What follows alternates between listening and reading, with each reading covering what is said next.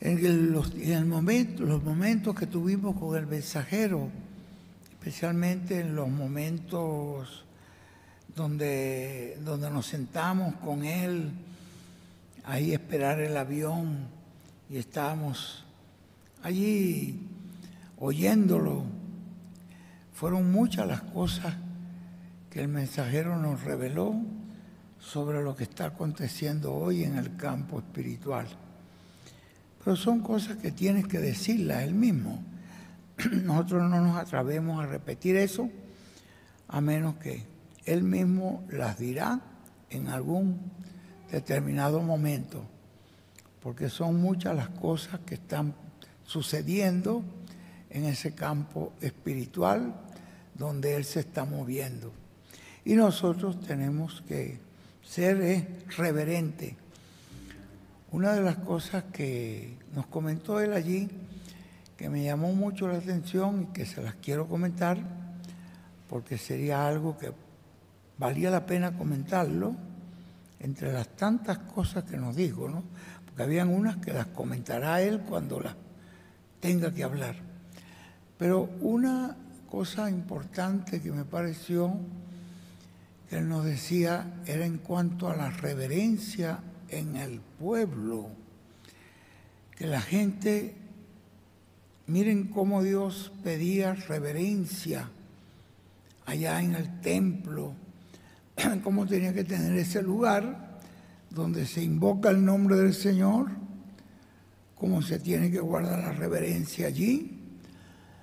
Pero especialmente él nos decía que a él le pegaba tan duro, incluso le daban ganas de llorar cuando, viendo la presencia del Señor allí, el ángel del Señor, y él estaba allí esperando, temeroso, reverente, y de repente alguien pegaba un grito por ahí en la congregación, empezaba a gritar: José, el pueblo está contigo. Entonces comenzaba a gritar cosas, y él dice, y él veía cómo el ángel se iba, y él dice, yo quería llorar. Tú estabas ahí cuando él nos contó eso.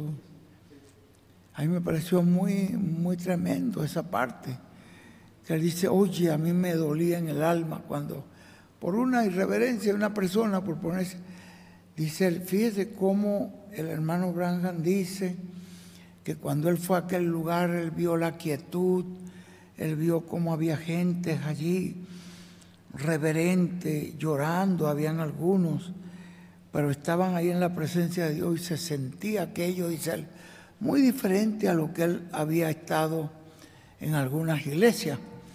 Pero que esa parte que él nos contó, que algunas veces, estando el ángel ahí, él esperando, porque seguramente su presencia podía empezar algo ahí en ese lugar. Y eso no lo podía hacer él, tenía que ser hecho por el mismo Señor, pero ahí es donde el instrumento recibe las instrucciones de Dios. Lo mismo que ustedes ven con el hermano Branham, incluso nos leyó, ¿verdad?, unas escrituras ahí del hermano Branham cuando él contaba que yo veía el ángel allí y yo estaba esperando porque él actuara. Y cuando él actuaba, pues el hermano Branham era el instrumento humano para que la gente viera. Pero él estaba haciendo lo que oía del ángel, del Señor. Y era algo tan tremendo eso, parte de la reverencia. Él mismo dice, ni yo tampoco puedo decirle a la gente que sean reverentes o tengo que quedarme quieto, no puedo hacer nada.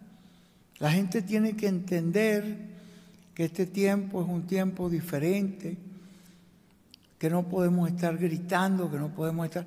Y en algunas veces él hacía así con la mano, no sé si ustedes lo llegaron a ver, que él le hacía así con las manos a la gente, que se aguantaran, porque no es cuestión emocional, no es cuestión humana, es una cosa... Tenemos que darnos cuenta que la presencia de Dios requiere reverencia. Yo estoy esperando una bendición de Dios y quiero que Dios me bendiga, que Dios me fortalezca, que Dios me libre de todo peligro. Y estoy pidiendo su bendición, estoy pidiendo la parte espiritual, que Él me dé la victoria en todo momento. Y eso viene de Dios. Pero yo tengo que estar reverente delante de la presencia de la columna de fuego. Que la gente no se está dando cuenta delante de quién están y comienzan a gritar como si fuera una cosa política, ¿no?